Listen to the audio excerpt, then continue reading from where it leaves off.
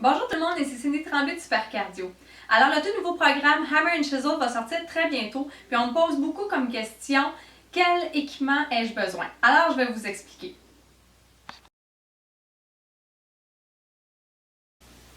Avec Hammer & Chisel, on doit utiliser soit un banc d'entraînement, ou qu'on appelle surtout un bench, ou un ballon de stabilité. Alors, le banc d'entraînement, vous n'êtes pas obligé d'investir un super gros montant. Il y en a en spécial. Moi, je l'ai pas au Canadian Tire, environ à 100 $. Vous pouvez regarder les annonces classées. Puis c'est un bel investissement parce que vous pouvez l'utiliser par après. Donc, le banc, ce qui est important par contre, c'est qu'il soit modifiable, inclinable, pour le mettre aussi en position couchée. Alors, j'ai essayé les deux. Personnellement, j'aime autant les deux. Le bench, on a plus de stabilité pour faire les mouvements. Par contre, si on prend le ballon de stabilité, on travaille énormément les muscles stabilisateurs, c'est-à-dire les obliques, pour pouvoir rester en position stable. Donc, un ou l'autre fait l'affaire.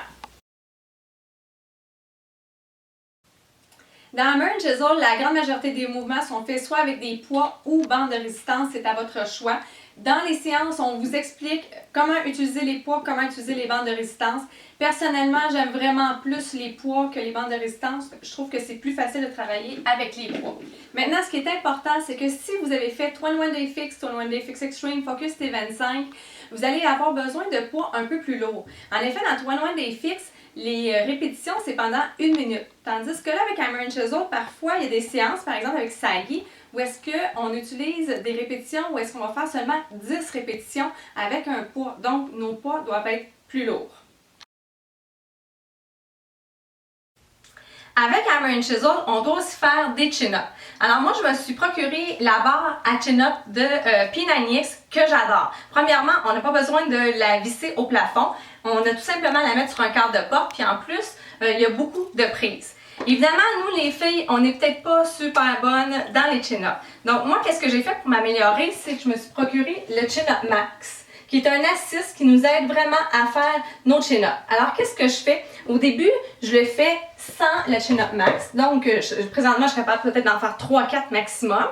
Ensuite, j'utilise la Chin-Up Max. On met notre pied pour nous aider. Et ça nous aide à monter. Et voilà. Puis ensuite, on peut faire les séances.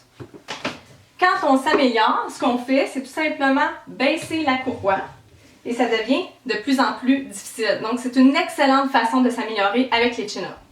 Si vous ne voulez pas utiliser la barre à chin-up, vous pouvez utiliser ici une courroie avec une bande de résistance et on va vous proposer les exercices pour aller avec Hammer & Chisel, comme par exemple ceci.